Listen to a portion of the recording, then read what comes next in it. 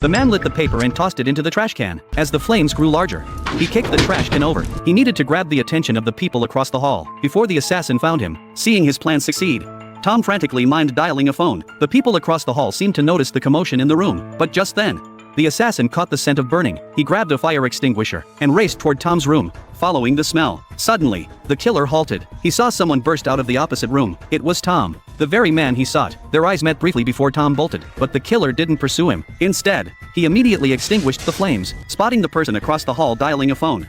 He waved him off urgently, then he quickly mimed making a call himself, signaling that firefighters were on their way. And just like that, Tom's only chance for help was effortlessly thwarted by the killer. Tom, having escaped, dashed straight into the main server room, attempting to upgrade his access card's privileges. He could hear the killer approaching, drawn by the sound. Yet the card writing progress bar still showed a long way to go.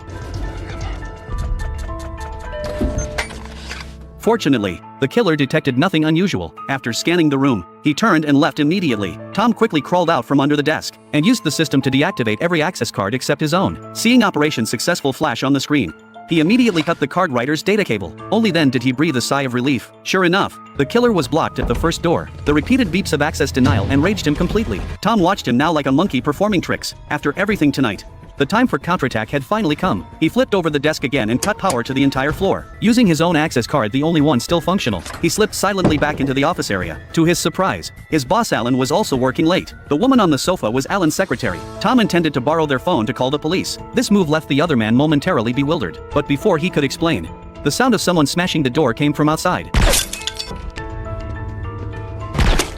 Alan finally grasped what was happening, but it was too late. The assassin pressed a gun to his neck, demanding if he'd seen Tom. Meanwhile, Tom slipped out again, unexpectedly. After warning Alan, the killer left him alive, perhaps planning to use Alan's life to blackmail Tom later. After the assassin departed, the two reunited. Tom led Alan through winding office corridors, searching for a safe escape route. But then they saw the killer swinging a sledgehammer at a door. Not the main entrance, but the security door to the archives. That door was reinforced with steel and bulletproof glass. Even cannon fire couldn't breach it in one blow. Seeing the killer's futile efforts, the two retreated back inside. Just as they were planning an alternate escape route, they suddenly realized the hammering had stopped. Alan quickly turned off the desk lamp, and the two vanished into the darkness. Moments later, the killer emerged pushing a chair, clearly with a colleague strapped to it. He demanded Tom hand over the access card, or else this man would get a bullet. But Tom had seen all his colleagues already dead. He knew the killer's ruthlessness, and guessed the colleague outside was long gone, so he wasn't intimidated by the threat. After putting on a show for a while with no response, the killer didn't want to waste time there. He left the colleague behind and departed. Tom and Alan couldn't resist going to check. They discovered the dead man was the janitor, the first person killed. The killer must have used his access card earlier.